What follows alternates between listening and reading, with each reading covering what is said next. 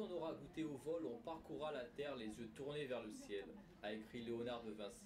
Ces machines volantes à ailes battantes n'ont pourtant jamais volé que sur le papier. Elles ont été fabriquées après sa mort, tout comme cette grosse arbalète censée envoyer des pierres à plusieurs centaines de mètres.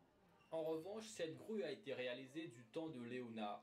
Elle a permis l'achèvement de la coupole de la cathédrale de Florence, mais aussi cette arme visant à endommager la coque d'un navire ennemi.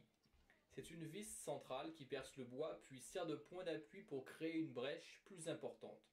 Longtemps au service du duc de Milan, Léonard de Vinci concevait toutes sortes de machines de guerre. Elles révèlent une imagination sans borne même si la plupart étaient irréalisables. C'est le cas de cette première mitraillette, un dispositif d'artillerie conçu pour tirer 3 fois 11 petits boulets à la suite.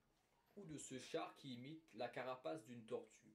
Il a été fabriqué pour le musée national Léonard de Vinci à Milan à partir de croquis de l'ingénieur.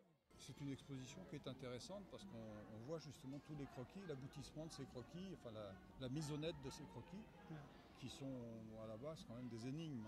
Pour beaucoup, on ne comprend pas trop comment ça pouvait fonctionner. Alors que là, avec les maquettes, on voit bien le fonctionnement. C'est très didactique.